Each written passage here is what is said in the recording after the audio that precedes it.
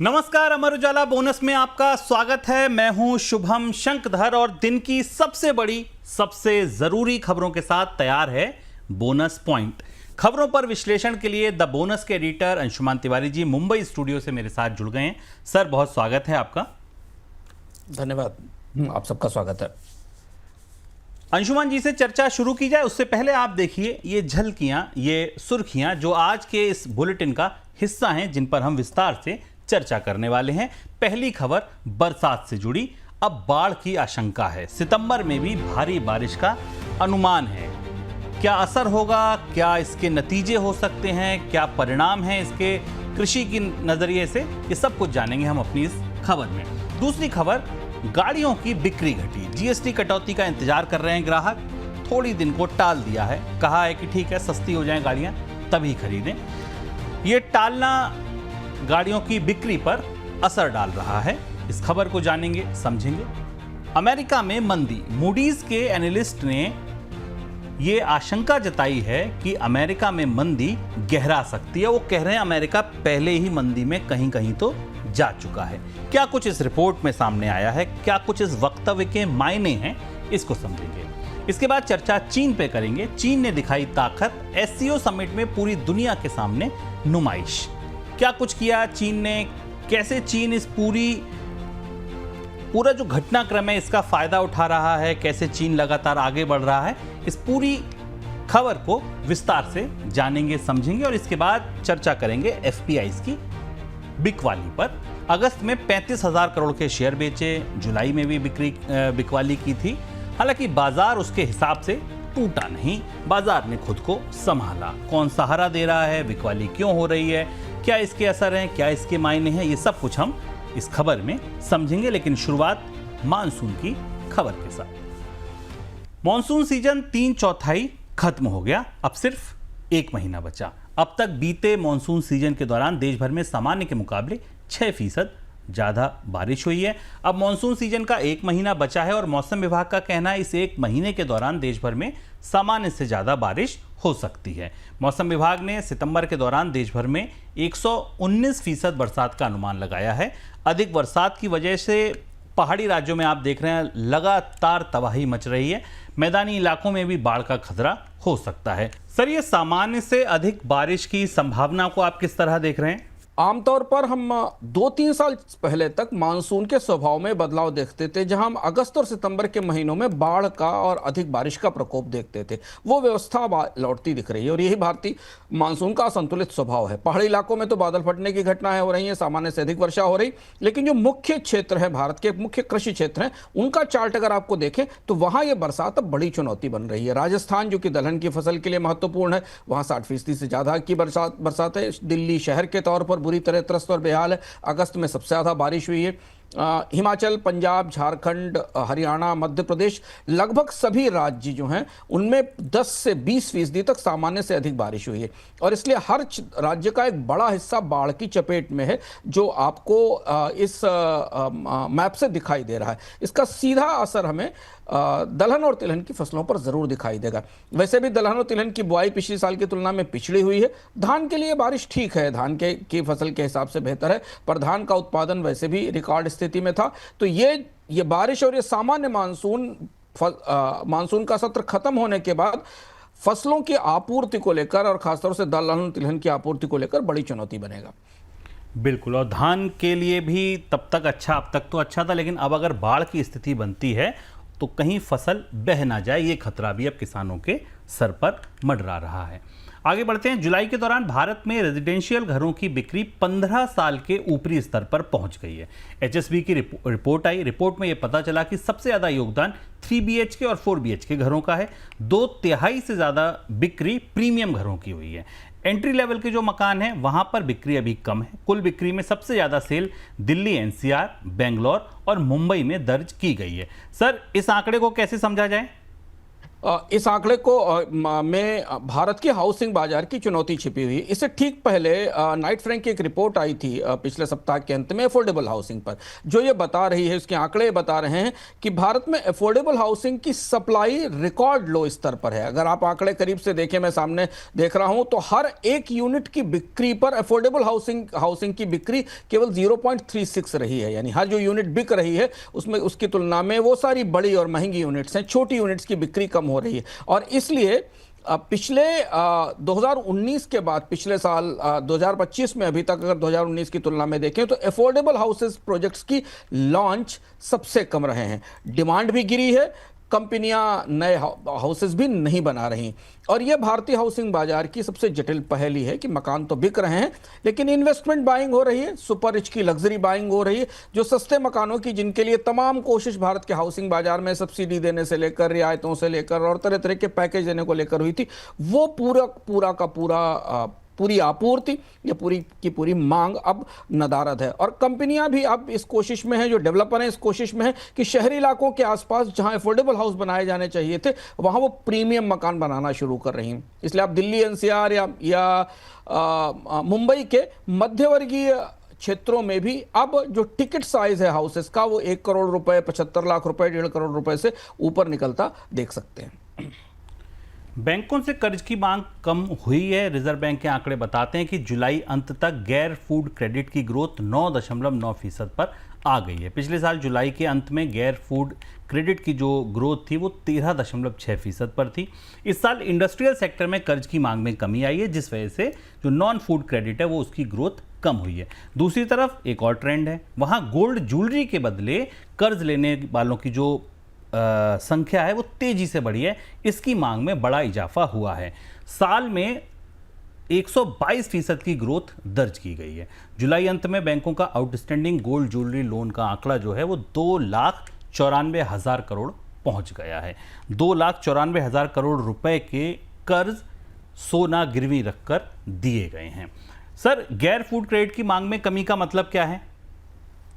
ये आंकड़ा चौंकाने वाला, और इसीलिए जब पिछले सप्ताह जीडीपी की ग्रोथ के आंकड़े आए थे जिसमें हमने कहा था कि उसको आप एक चुटकी नमक के साथ लीजिए, तो ये दिख रहा है उद्योगों को उद्योगों की तरफ से कर्ज की मांग नहीं निकल रही है। ये बात बैंक्स भी शिकायत कर रहे हैं और इसलिए बैंक्स के मार्जिन्स भी दबे हुए हैं, उनके क्रेडिट डिपॉजिट रेशियो बिगड़ रहे हैं। सरकार की तमाम कोशिशों के बाद रिजर्व बैंक की तरफ से ब्याज दर में कटौती के बावजूद उद्योगों की तरफ से उत्पादक क्रेडिट की मांग नहीं बढ़ रही है।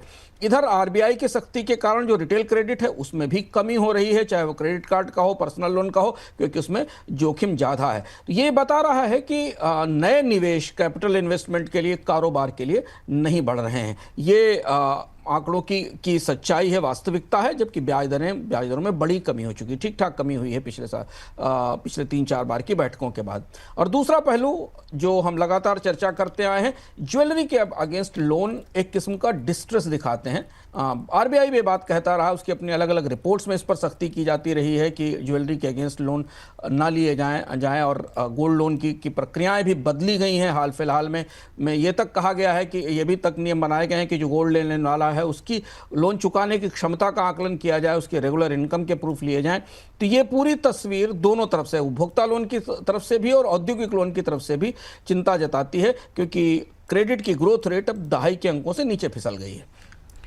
गाड़ियों पर जीएसटी कटौती के इंतजार में बैठे ग्राहकों ने नई गाड़ियां खरीदने की योजना फिलहाल टाली है, जिस वजह से जुलाई में के मुकाबले अगस्त के दौरान देश में ऑटो बिक्री में कमी आई है। ऑटो कंपनियों की तरफ से जारी किए गए आंकड़ों से पता चला कि अगस्त के दौरान देश भर में 19,16,000 गाड़ियां बिकी, जबकि पिछले महीने 19,70,000 गाड़ियां बिकी थी।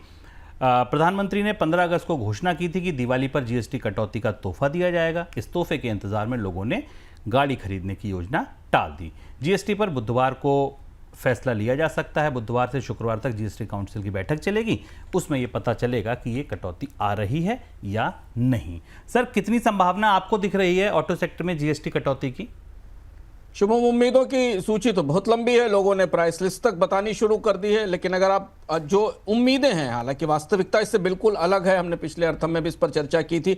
उम्मीद यह है कि जो अधिकांश ऑटोमोबाइल जो 28% के जीएसटी स्लैब में उसे घटाकर 18% में ला दिया जाएगा, और जो ट्रैक्टर्स हैं उनको 12% से घटाकर 5% में लाया जाएगा। ऐसी इंडस्ट्री की मांग कर रही है। सरकार की तरफ से ऐसा कोई स्पष्ट प्रस्ताव जीएसटी काउंसिल के पास नहीं गया है कि ऑटोमोबाइल पर जीएसटी में इतनी बड़ी कटौती की जाए, पर डीलर बायर ये उम्मीद कर रहे हैं कि कटौती कुछ इस तरीके की होनी चाहिए, हो सकती है, जिससे मांग दिखाई देगी। और अगर ऐसा होता है, जैसे टू व्हीलर्स को देख लीजिए, 28-31% का टैक्स है इस समय टू व्हीलर्स पे, जो छोटी कारें हैं, 4 मीटर से कम लंबी कारें हैं, उन पर टैक्स की रेंज 29 से 31% है। अगर इनके ऊपर टैक्स की रेट में कमी होती है तो इनके प्राइस कम से कम 6 से 10% तक कम हो सकते हैं, और यही वो इंतजार है जो ग्राहकों को डीलर्स के पास अभी कार बुक करने से, खरीदने से रोक रहा है। लग्जरी और बड़ी कारों के ऊपर अगर 40% के आसपास की ड्यूटी बनाए रखी जाती है तो उन्हें कोई बड़ा फायदा होने वाला नहीं है। इलेक्ट्रिक व्हीकल्स पर 5% का जो टैक्स है, रियायती टैक्स है, वो बना रहेगा। लेकिन इसमें बहुत सारे किंतु परंतु हैं। राज्य सरकारों ने सरकार से नुकसान की भरपाई का फार्मूला, उसका एक सॉल्यूशन मांगा है जो अभी जीएसटी काउंसिल की बैठक में नहीं आया है। ऑटोमोबाइल सबसे बड़ा हिस्सा है, 35% के आसपास जीएसटी के कलेक्शन में ऑटोमोबाइल से मिलने वाला टैक्स होता है, और इसीलिए भारत में कारें इतनी महंगी हैं, इतनी ज़्यादा टैक्स्ड है। इसमें कोई बड़ी कटौती राज्यों के लिए और केंद्र के लिए राजस्व का बड़ा नुकसान लेकर आएगी। तो अभी ये स्पष्ट नहीं है कि कितनी कटौती आएगी, किस तरीके की होगी, क्योंकि अभी इसका विस्तृत प्रस्ताव जीएसटी काउंसिल की बैठक में जाना है। ये बैठक सिर्फ शुरुआती चर्चा कर सकती है जिस एजेंडे पर जिसकी चर्चा हम कर रहे हैं कि भारत में जीएसटी में पुनर्गठन होगा। बीमा सेक्टर में 100% एफडीआई की प्रक्रिया को तेज करने के लिए सरकार ने नई अधिसूचना जारी की है, जिसके तहत 100% एफडीआई का प्रस्ताव संसद में मंजूर होने के बाद प्रक्रिया को तुरंत लागू किए जाने की योजना है। फिलहाल सेक्टर में 74% एफडीआई की लिमिट है, और फरवरी में पेश हुए बजट में सरकार ने इस लिमिट को 100% करने की घोषणा की थी। सर, इतनी तेजी से ये काम क्यों किया जा रहा है? एफडीआई पर इतनी तेजी में, इतनी जल्दी में सरकार क्यों है? थोड़ी तो उम्मीद है कि अमेरिका को शायद ये सारे कदम, ये सारी कोशिशें बता सकें कि हम उस दिशा में बढ़ रहे हैं जो वो चाहते हैं। अगर आप अमेरिका के साथ संबंध बिगड़ने तक या तनाव से पूर्ण होने से पहले तक अगर जो अमेरिका के ट्रेड रिपोर्ट्स को पढ़ें तो लगातार भारत में विदेशी निवेश की सीमा उदार करने की बात कह रहे थे, बीमा में 100% एफडीआई की बात कर रहे थे। ये बात वित्त मंत्री ने अपने बजट भाषण में भी कही थी, और उसके लिए बिल संसद में पेश कर दिया गया।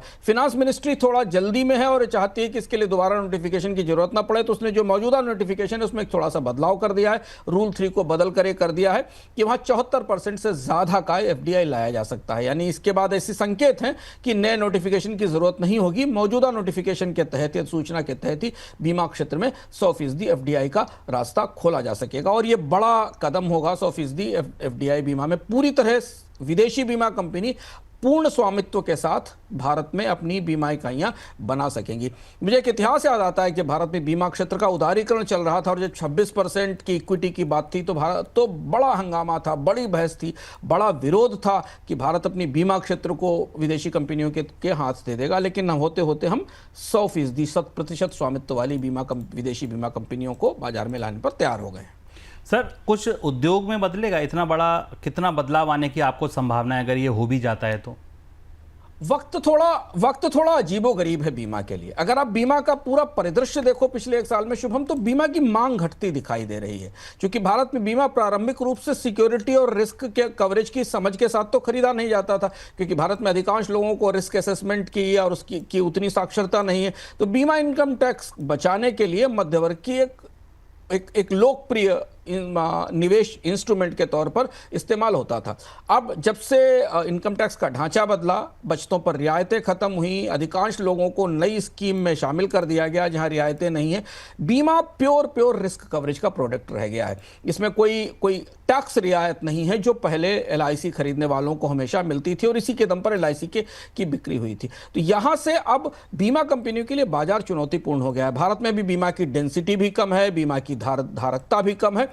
जो नई कंपनियां आएंगी उनके लिए बाजार पहले से ज़्यादा चुनौतीपूर्ण होगा। पर यह माना जा रहा है कि नई कंपनियां आएंगी तो प्रोडक्ट में इनोवेशन होगा और उनके वो नए उत्पाद लेकर आएंगी। दूसरी बड़ी दुविधा यह कि भारत का एक जो बड़ा हिस्सा जो अनइंश्योर्ड है, नॉन इंश्योर्ड है, उसके लिए बीमा की लागत कम होनी चाहिए। क्या इन कंपनियों के आने से लागत कम होगी? क्या पॉलिसी प्रीमियम सस्ते होंगे? क्या अधिकांश बड़ी आबादी को सुरक्षा के लिए सस्ता बीमा मिल सकेगा? इस पर सवाल है, क्योंकि जैसे जैसे निजीकरण हुआ है बीमा की उपलब्धता तो बढ़ी है पर बीमा की लागत में भी बढ़ोतरी हुई है। उसमें जीएसटी एक बड़ा फैक्टर है जिस पर जीएसटी काउंसिल की बैठक में चर्चा होगी। देश की दूसरी बड़ी टेलीकॉम कंपनी भारती एयरटेल की तरफ से एक बार फिर से टैरिफ बढ़ाने के संकेत मिलने लगे हैं। कंपनी का कहना है कि 5G के एंट्री लेवल पैक की कीमत बढ़ाने से उसका प्राइसिंग ढांचा मजबूत हुआ है। टैरिफ बढ़ोतरी से उसके आरपू में ग्रोथ देखने को मिली है। कंपनी के इस बयान से संकेत मिल रहे हैं कि वह फिर से टैरिफ बढ़ा सकती है। हाल ही में कंपनी ने एंट्री लेवल के जितने भी प्लान्स थे उनको महंगा किया है। सर, कुछ असमंजस दिख रहा है इस रणनीति में कंपनी की? देखिए, एक चीज बड़ा स्पष्ट है शुभम, कि अगर आप एयरटेल की पूरी रणनीति पिछले 2-3 साल से देखें, तमाम हिचक के बाद भी, तो एयरटेल ने अपने आरपू को बढ़ाने को प्रमुख लक्ष्य में रखा और इसलिए आरपू को बढ़ाकर वो 175 से 200 और 250 तक ले आए और अब अगला लक्ष्य 350 तक पहुंचाने का है। दुविधा यह है कि एंट्री लेवल पैक के प्राइस बढ़ा दिए गए। 300 रुपए से कम का कोई पैक उपलब्ध नहीं है इन बड़ी कंपनियों के पास, जियो और एयरटेल के पास। लेकिन यहां से अब एयरटेल जैसी कंपनी को अपने ग्राहकों के ढांचे पर कुछ दूसरे तरह से फोकस करना होगा। ऐसे संकेत मिल रहे हैं कि एयरटेल कम खपत वाले, कम उपभोक्ता खर्च वाले ग्राहकों को उतना प्रोत्साहन देने के पक्ष में नहीं है जो हमने पहले देखा था कि ग्राहक आधार बड़ा किया जाए। कंपनियां अब अच्छा भुगतान करने वाले, महीने में 1500-2000 रुपए तक भुगतान करने वाले जो प्रमुख ग्राहक हैं, जिनसे अच्छा रेवेन्यू मिल सके, उन पर फोकस कर रही। ये एक बड़ा शिफ्ट है बाजार में। मोबाइल को, फोन को अफोर्डेबल बनाने से लेकर मोबाइल और फोन को प्रीमियम बनाने तक।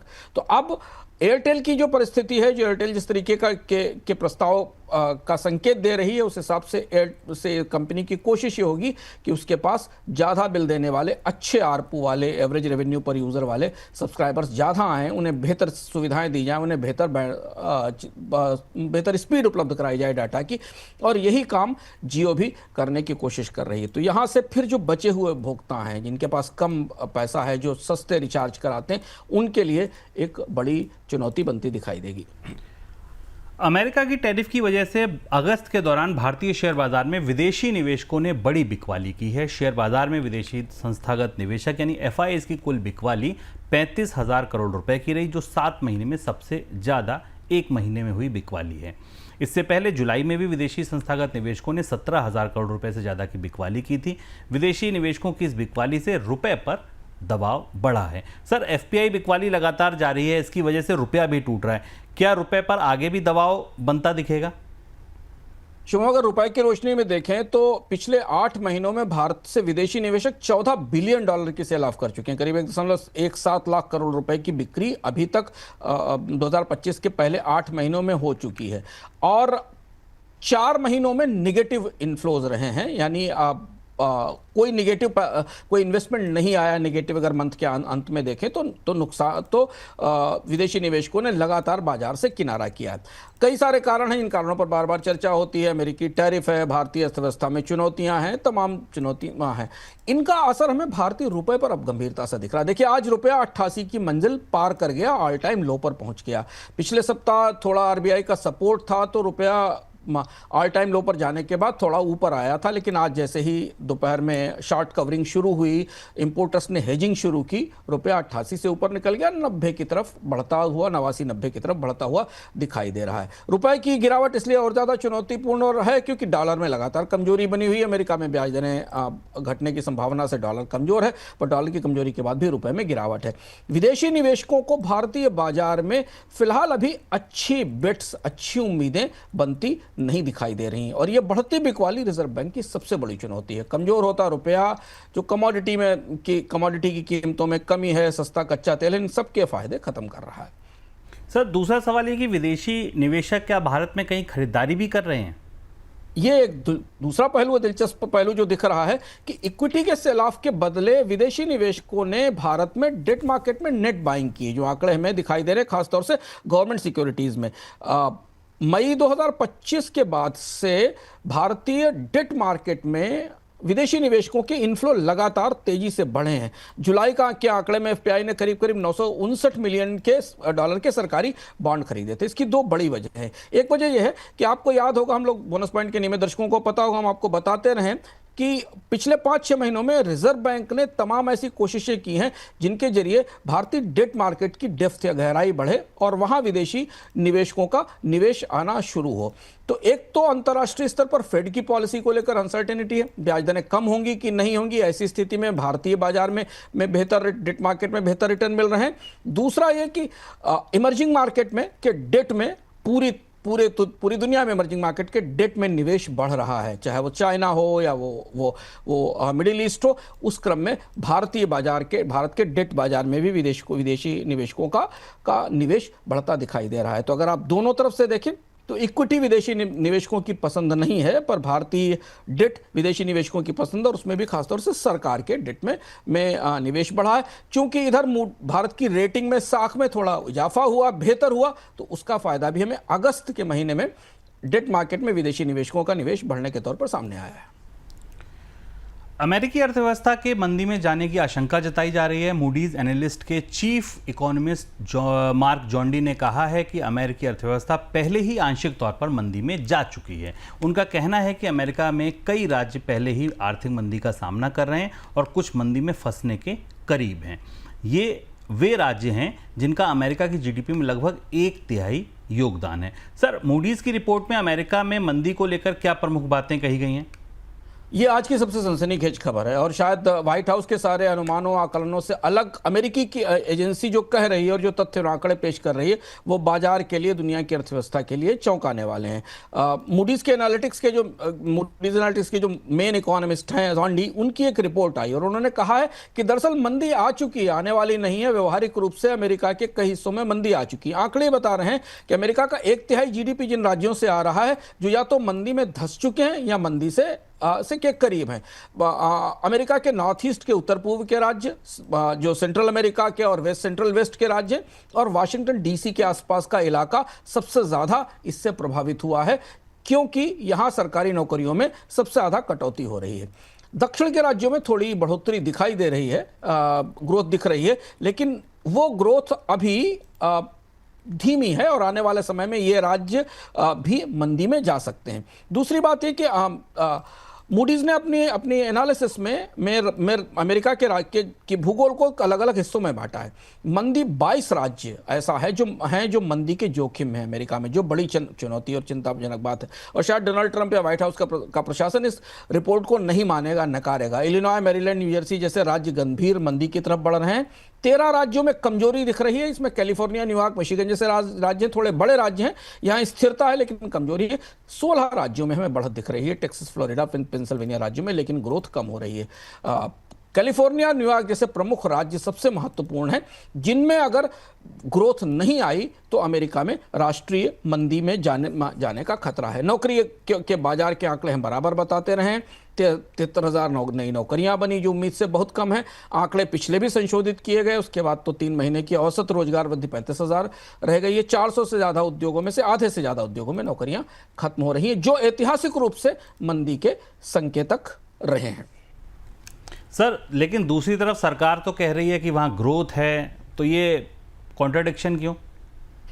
मूडीज का कहना यह है कि जो पारंपरिक मॉडल है ना सरकार के, उन पर आप भरोसा मत करिए मंदी को प्रेडिक्ट करने वाले, क्योंकि वो मॉडल आपको सही तस्वीर नहीं दिखा रहे हैं।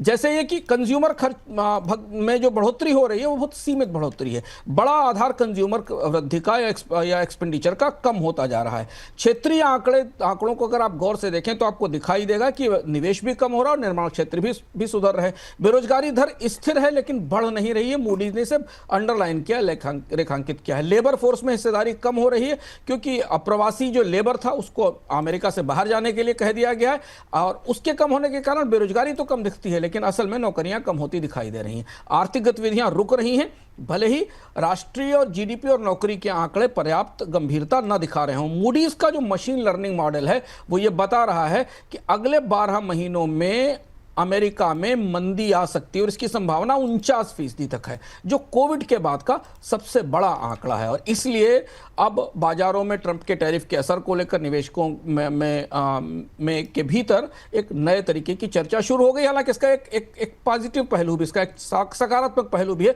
कि अगर मंदी की संभावना इतनी गहरी है तो ये माना जा सकता है कि फेडरल रिजर्व आने वाले अपनी बैठक के बाद ब्याज दरों में थोड़ी कमी कर सकता है। बिल्कुल, ये देखना होगा कि आगे आने वाले दिनों में जीडीपी के आंकड़े अमेरिका में कैसे आते हैं। क्रिप्टो करेंसी इथेरियम के को फाउंडर ने क्रिप्टो करेंसी को लेकर एक खतरे से आगाह किया है। उन्होंने आशंका जताई है कि 2030 तक क्वांटम कंप्यूटर्स मौजूदा क्रिप्टोग्राफिक सिस्टम को तोड़ देंगे, उसका तोड़ निकाल लेंगे।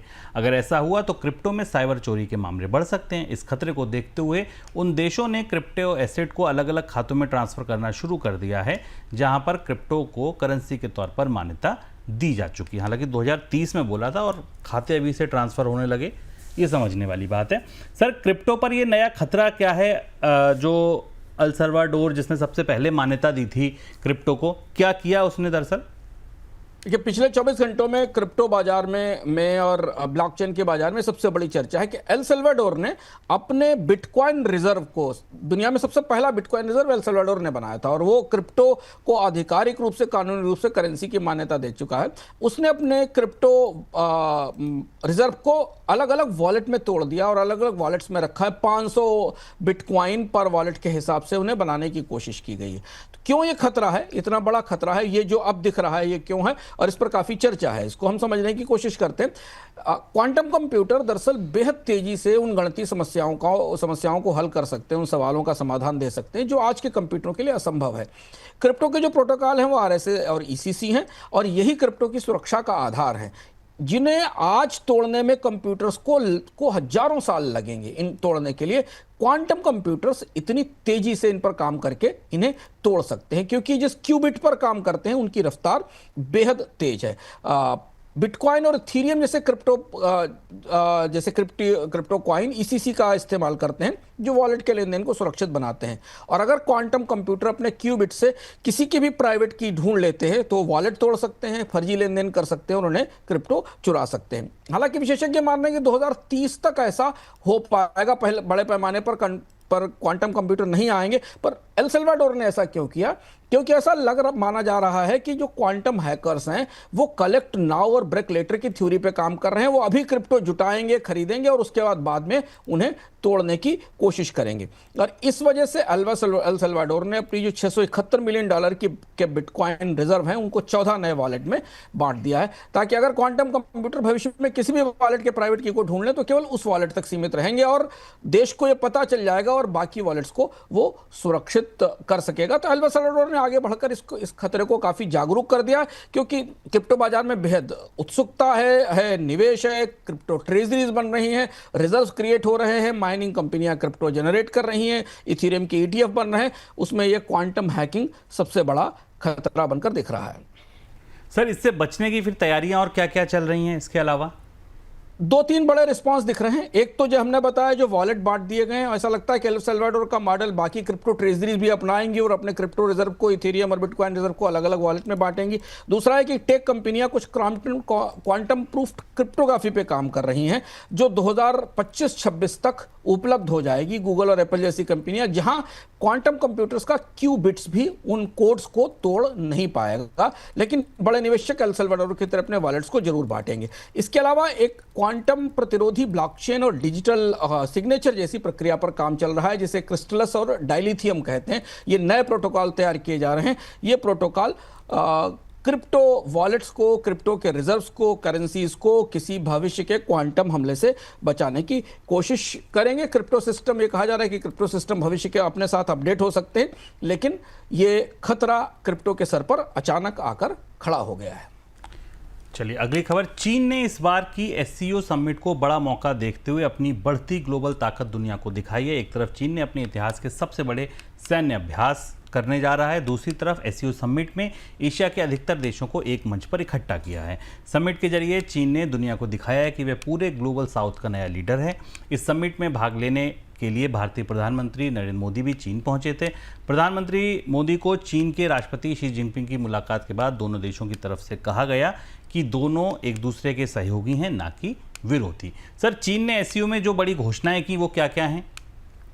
देखिए, एक तरफ जब अमेरिका में डोनाल्ड ट्रंप के स्वास्थ्य को लेकर तमाम चर्चाएं मुखर हैं सोशल मीडिया पर, उनके सेहत को लेकर, उनके स्वास्थ्य को लेकर, तो सारा फोकस ग्लोबल पॉलिटिक्स का, डिप्लोमेसी का सारा फोकस चाइना की तरफ, चीन की तरफ चला गया। और चीन ने बहुत चतुराई के साथ ग्लोबल साउथ की कमान अपने हाथ में संभाल ली, ऐसा दिखाई दे रहा है। शी जिनपिंग ने शंघाई में जो एससीओ का सम्मेलन किया, उसमें जिस तरह से खिताब किया, उसे जिस तरह से प्रस्तुत किया स्वयं को, चीन ने जिस तरह से चर्चा की, एक तो एससीओ चीन का अपना संगठन भी है, चीन के प्रभाव वाला संगठन भी है, वहां ग्लोबल साउथ लीडर के तौर पर चीन ने अपने आप को उभारने की और अपने आप को स्थापित करने की कोशिश की। उसने कहा कि एक नई वैश्विक सुरक्षा व्यवस्था बनाई जानी चाहिए, जिस व्यवस्था में वर्चस्व नहीं हो, इंपीरियलिज्म नहीं हो, एक हो जिसमें सबको बराबरी की भागीदारी मिले, जो कि एक ग्लोबल लीडर जैसी भूमिका देने की बात थी। हालांकि चीन की अपनी नीतियों में कई तरीके के अंतर्विरोध हैं। दूसरा ये कि शी ने पहली बार स्थायी तौर पर, और ये सबसे महत्वपूर्ण है, कि एससीओ को, जो शंघाई कोऑपरेशन काम ऑर्गेनाइजेशन है, उसे ग्लोबल साउथ की लीडरशिप का केंद्र बनाने की कोशिश की। यहां ब्रिक्स थोड़ा पीछे हो जाता है, जबकि कोशिश ये थी कि ब्रिक्स जैसा कोई संगठन शायद साउथ की लीडरशिप करेगा, लेकिन एससीओ को उन्होंने मुख्य मंच बना दिया है। और उस मुख्य मंच बनाने के लिए उन्होंने चाइना की इकोनॉमिक माइट का, आर्थिक पावर का बड़ा प्रयोग किया। उन्होंने कई बड़ी घोषणाएं इस मंच से की हैं, जो आमतौर पर कोई एक देश इस तरीके के मंच से नहीं करता योजनाओं में। जैसे चीन ने कहा कि जितने भी एससीओ सदस्य देश हैं, उन्हें करीब करीब $275 मिलियन की, 2 अरब युआन की फ्री सहायता दी जाएगी, मुफ्त मदद दी जाएगी, जिससे कि वो महामारी के बाद जो नुकसान हुआ है उसको रिकवर कर सकें, सुरक्षा कर सकें, तकनीकी विकास ला सकें।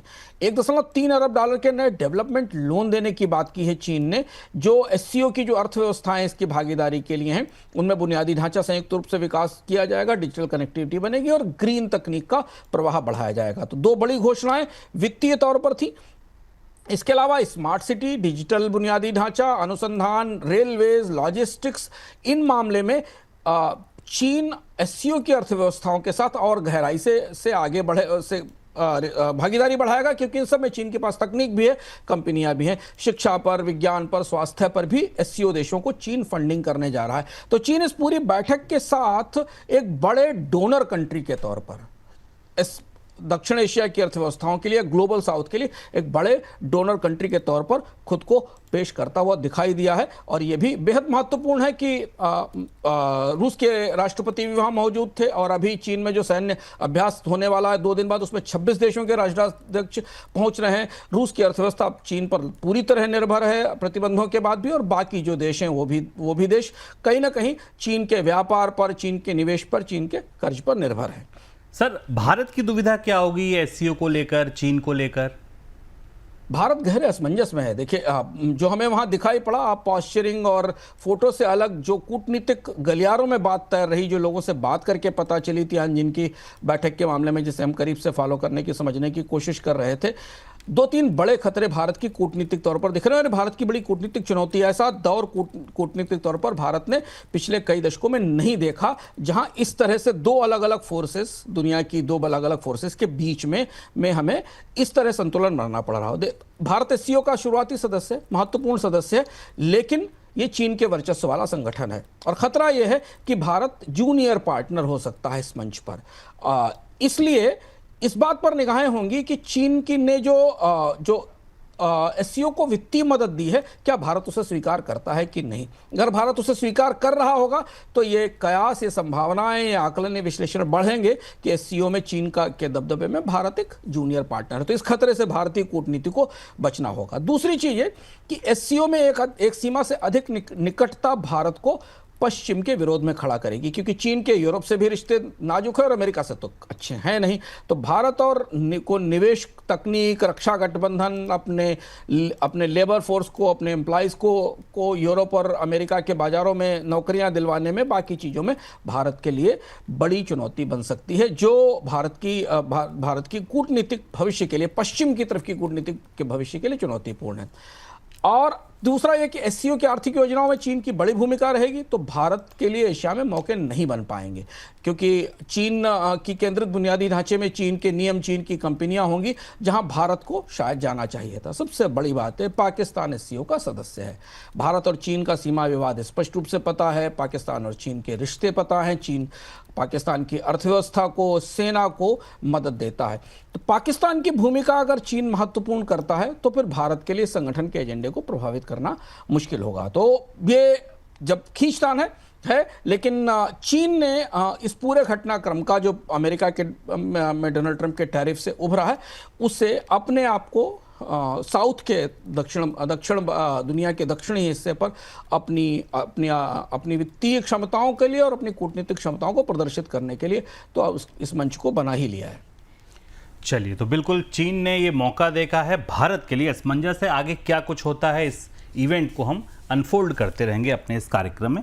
फिलहाल सर, बहुत शुक्रिया इस कार्यक्रम में जुड़ने के लिए, तमाम खबरों के विश्लेषण के लिए। आप लोगों का भी शुक्रिया। आप अपने सवाल, सुझाव जो भी हों बिल्कुल हमको भेजिए। कल हम फिर आएंगे बोनस पॉइंट लेके नए एपिसोड के साथ। नमस्कार।